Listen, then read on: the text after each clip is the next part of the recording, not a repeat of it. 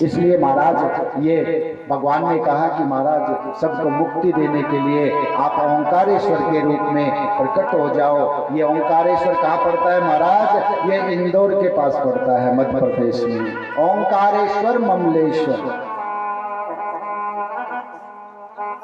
नर्मदा नदी के तट पे ओंकार, इंदौर से 50 किलोमीटर 60 किलोमीटर की दूरी पे ये भगवान का सफेद शिवलिंग है, जिसके दर्शन करने से ही जिस मनुष्य को बड़ा बनना है, जिस मनुष्य को जो कहता है कि मैं बहुत छोटा हूँ और जिसको बड़ा बनना है, वो ओंकारेश्वर जाए और भगवान की पूजा करे, वहाँ पे भगवान को जलाभिषेक करे, तो भगवान उसकी मनोकामनाएं पूर्ण करते हैं महाराज। कहते हैं कि भगवान का एक भक्त हुआ जिसका नाम था रावण, सारी दुनिया जानती है उसको। भगवान का वो भक्त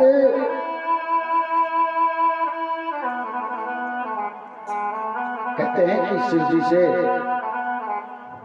बहुत प्रेम करता था, बहुत भक्ति करता था। रावण ने भगवान को खुश करने के लिए 5 प्रकार की भक्ति करी थी।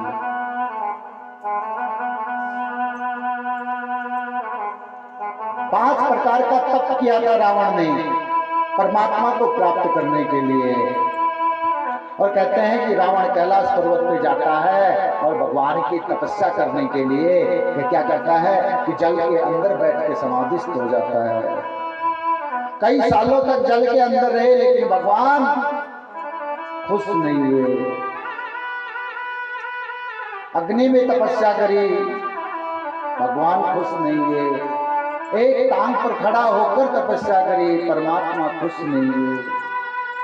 कहते हैं कि भगवान रावण ने वहां पे तांडव स्तोत्र का भी वो किया कैलाश पर्वत को, भगवान को खुश करने के लिए कि मैं इस भगवान को अपनी नगरी में ले जाऊं। पूरे तांडव स्तोत्र भी नृत्य किया। तांडव नृत्य भगवान शिव को बड़ा प्रिय है। रावण ने वो भी किया, लेकिन भगवान प्रसन्न नहीं। जब भगवान ने देख लिया रावण ने कि ये बिल्कुल परमात्मा अपनी कृपा नहीं कर रहे हैं, तो रावण ने पता है क्या किया? रावण ने अपना सर काट के भगवान को अर्पित करना शुरू कर दिया।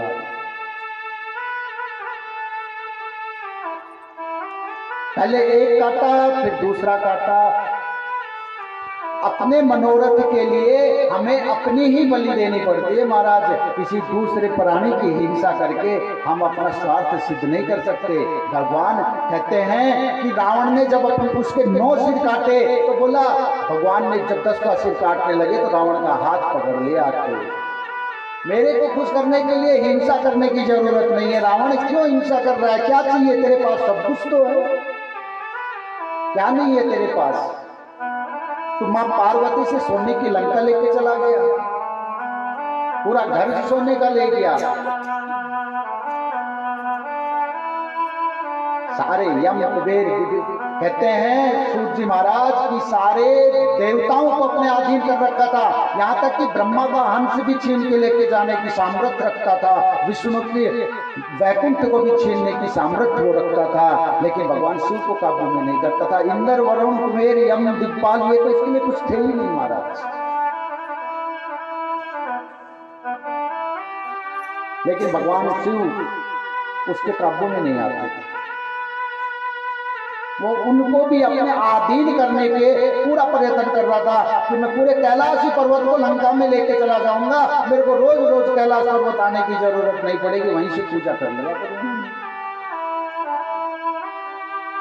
और भगवान ने कहते हैं कि जब अपना सर उसने काटने की कोशिश की तो भगवान ने उसका हाथ पकड़ लिया, बोला तुझे तेरे सर काटने की जरूरत नहीं है, तुझे क्या चाहिए?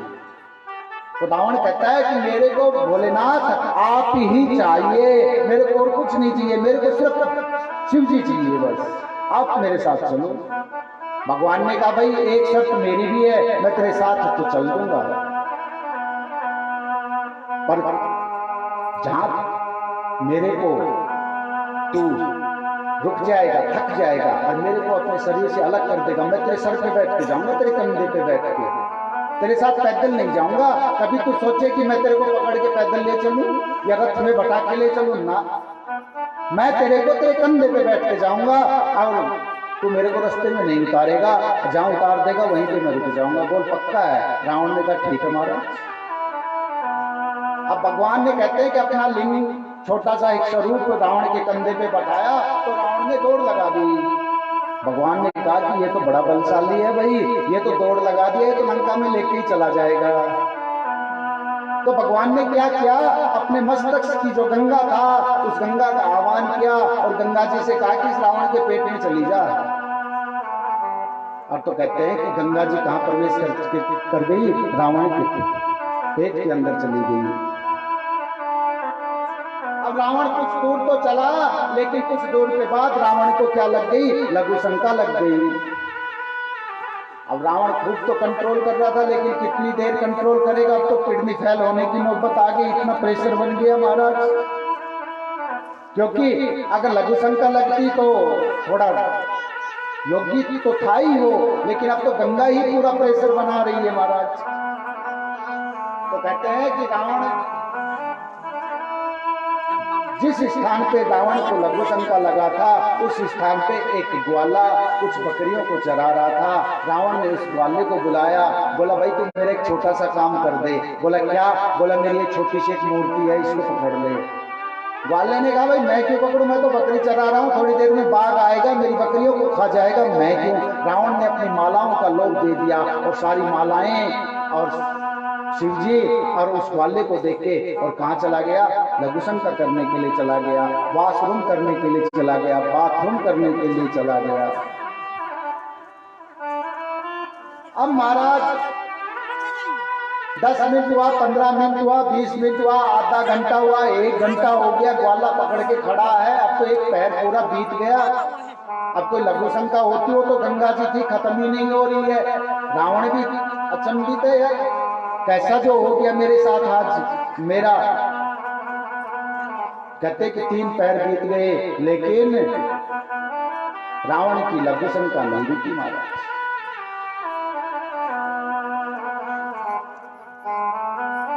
अब ग्वाले ने भी सोचा कि ये बंदा तो उठने वाला है नहीं, मैं कब तक इसका बोझ अपने ऊपर रखूं। अब उसके भी शरीर दुखने लग गया, उसने भी उस भगवान को वहीं फेंक दिया, माला भी फेंक दी, उसकी जेब में जो रुपये थे वो भी रख दिए। बोले ये मेरे रुपये भी तू ले ले, मेरे को कुछ नहीं चाहिए, मेरे को छोड़ मैं जा रहा हूँ। और इतनी देर में कहते हैं कि विधि का विधान, देवताओं के गुरु बृहस्पति महाराज अपना सामग्री लेके तैयार थे। तुरंत जैसे ही इस ग्वाले ने फेंका और कहते हैं कि सारे देवता वहां पे उतरे और उसकी प्राण प्रतिष्ठा वहीं पे कर दी। अब रावण आया और रावण अब खूब भगवान को विनती कर रहा है कि चलो फिर दूर, लेकिन रावण से वो हिल नहीं रहा है। रावण थक गया। सूत जी महाराज कहते हैं कि रावण लंका में गया और मंदोदरी को भी बुला के लाया कि तू चल वहां से खा के लाएंगे, लेकिन कहते हैं कि भगवान हिले नहीं वहां से। और वो क्योंकि देवताओं ने जब से आज तक ये विधान बना हुआ है कि जिस मूर्ति की जो प्रतिष्ठा जहां पे हो गई उसको दूसरी जगह खा नहीं सकते हो। अब उसका वहीं पे मंदिर में जीर्णोद्धार कर सकते हो महाराज। ये विधान कभी से चला हुआ है कि किसी मूर्ति की अगर प्राण प्रतिष्ठा कर दी तब उसको हिला नहीं सकते हो। अब उसकी बृहस्पति महाराज ने प्राण प्रतिष्ठा करी है तो वो कैसे हिल जाएगी, वो तो कभी नहीं हिल सकती है महाराज। रावण और मंदोदरी ने भगवान की खूब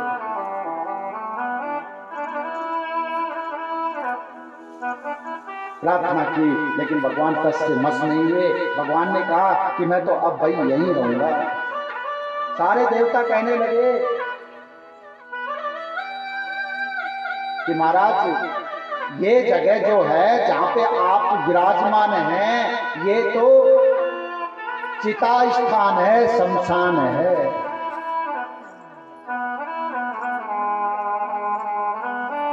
जहां पे आप वैद्यनाथे चिता भूमो नागेशम दारू का वने, कि ये चिता का भूमि है, यहाँ पे शमशान है, यहाँ पे लोग अपनी पार्थिव शरीर को भस्म बनाते हैं, यहाँ पे उसका दाह संस्कार करते हैं। आप यहाँ पे रह लेंगे?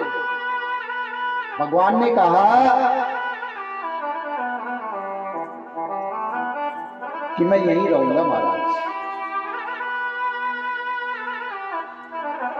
क्योंकि चिता का जो जहां पे प्रेत को फूका जाता है वहां पे ज्ञान होता है महाराज। आपने देखा होगा कि जब लोग प्रेत को फूकने के लिए जाते हैं तो शमशान पे सारे बैरागी हो जाते हैं। उस समय शमशान पे बड़े ज्ञानी हो जाते हैं कि भाई ये संसार में कुछ नहीं रखा है, सबको एक दिन छोड़ के जाना पड़ेगा, और बड़ी बड़ी बैरागी की बात करते हैं लोग शमशान पे बैठ के जब प्रेत को फूकते रहते हैं। और शमशान देखो कितना पवित्र जगह है जिसको हम अशुद्ध मानते हैं। आदमी प्रेत को फूक के आएगा और तो बोले कि दूर से बोले चप्पल बाहर ही निकाल, अरे क्या लग गया भाई, कपड़े बाहर ही निकाल दे, क्या लग गया। शमशान तो इतना पवित्र है कि आदमी पहले नहाएगा, मुंडन करेगा, नए कपड़े पहनेगा, जनेऊ धारण करेगा, तब अग्नि देगा। एक शमशान ही तो ऐसा है जहाँ पे कोरे वस्त्र पहन के पूजा करता है आदमी। इतना पवित्र है शमशान तो। और ज्ञान शमशान पे ही है महाराज। इसलिए कभी अगर ज्ञान प्राप्त करना हो तो एक बार ना धोखे पर शमशान पे चले जाए तो अपने आप ज्ञान प्राप्त होता है। शमशान पे मूर्ख भी ज्ञानी बन जाता है, भले ही वो शमशान से आने के बाद माया में उलझ जाए, लेकिन शमशान पे तो महाराज बैरागी रहेगा कि बड़ा अच्छा आदमी था, चला गया, हम सबको जाना है, कुछ नहीं रखा इस संसार में, ये संसार व्यर्थ है, भगवान ने ऐसे ही रच दिया। ऐसे ऐसी बात करता है आदमी शमशान के ऊपर बैठ के।